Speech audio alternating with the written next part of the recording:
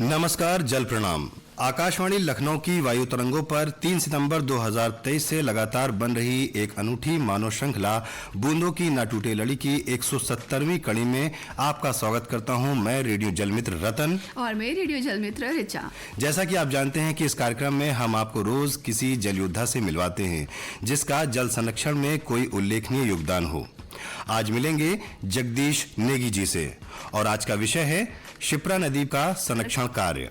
जगदीश नेगी जी, आप भुवाली नैनीताल से हैं और आप शिप्रा कल्याण समिति के अध्यक्ष भी हैं। आपका स्वागत है जगदीश नेगी जी हमारी श्रृंखला बूंदों की ना टूटे लड़ी पर। सर, सबसे पहले आपसे जानना चाहेंगे कि शिप्रा नदी के बारे में बताएं और उसके संरक्षण कार्य की जानकारी हमारे सभी श्रोताओं तक पहुंचाएं।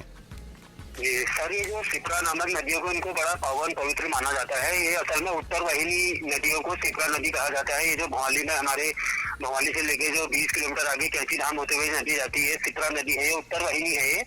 तो इनका स्कंद पुराण के मानव खंड में भी इनका उल्लेख आता है। इनको पाप नाशिनी मोक्षदायिनी बताया जाता है क्योंकि कारण ये है कि अधिकांश नदियां उत्तर से दक्षिण दिशा की तरफ बहती है, लेकिन ये नदी जो बह रही है भवाली में, ये दक्षिण से उत्तर दिशा की तरफ बह रही है। बड़ा महत्व है इसका। इनके किनारे अंतिम संस्कार भी मोक्षदायी माने जाते हैं। तो बड़ा महत्व है इस नदी का। आज से मतलब 35-40 साल पहले नदी अच्छे रूप में थी, लेकिन धीरे धीरे शहरीकरण होने के कारण नदी की दुर्दशा हो गई। लोगों ने इसमें कूड़ा कचरा डालना शुरू कर दिया, इसमें पानी भी कम हो गया। लोगों ने बहुत बुरी इसकी दशा कर दी, घरों के ओपन सीवर खोल दिए। तो 2015 में मैंने इसमें अभियान शुरू करा था। 11 अक्टूबर 2015 से इसकी साफ सफाई का बीड़ा उठाया था कुछ स्थानीय लोगों को लेके।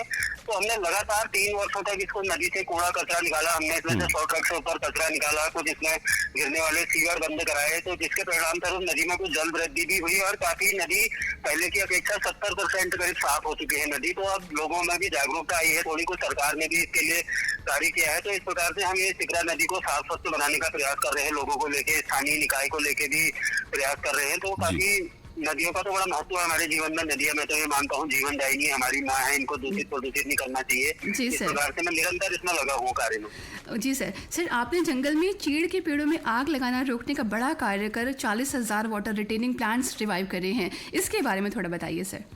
जी, ये भी सर हमारे मतलब घोड़ाखाल में है। भवाली जहाँ मैं रहता हूँ, घोड़ाखाल क्षेत्र है, सैनिक स्कूल वहाँ पर है। वहाँ पर ये इसका नदी का एक मुख्य जल ग्रहण क्षेत्र है वहाँ पर। तो वहाँ पर क्या था कि आज से 40-50 साल पहले बांस, काफल, बुराक आदि जो जलवर्धक वृक्ष थे, लेकिन लोग उन्हें काट ले गए। मतलब इतना ज्यादा डिफोरेस्टेशन हुई कि मतलब हजारों पेड़ लोग काट ले गए। तो उसके उसमें फिर चीड़ का पेड़ आ गया, उसकी जगह पे चीड़ आ गया। चीड़ का जैसे कि आपको पता होगा कि इसमें इसकी जो पाइन नीडल से जमीन में गिरती है, पूरी जमीन को कवर कर देती है। तो उसमें एक अगर टीली मार दो तो आप पूरा जंगल जल जाता है हर साल। तो उसमें क्या होता था, हमने पिछले 4 वर्षों से उस जंगल में पहले तो मैंने जल संरक्षण का कार्य किया, बारिश के पानी को संग्रहित किया, गड्ढे बना के, खाल वाल बना के।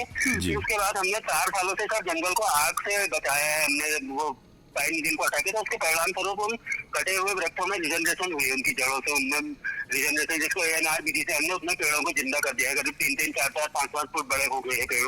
40,000 वाटर रिटेनिंग पेड़ है। तो इस विधि को ANR विधि करते हैं इसको। मतलब इसमें यह होता है कि पेड़ों को लगाना नहीं होता है जंगल में, सिर्फ जंगल को आग से बचाना होता है। आप जंगल को आग मत लगने दीजिए तो प्रकृति खुद ही कर लेती है उसको। बड़ी अच्छी विधि है ANR विधि। सर, आप एक बहुत अच्छा कार्य करते हैं। आप पॉलीथीन बैग को प्लास्टिक बोतलों में भरकर ईंटों की तरह प्रयोग करते हैं। इसके बारे में कुछ हमारे श्रोताओं को भी बताएं सर।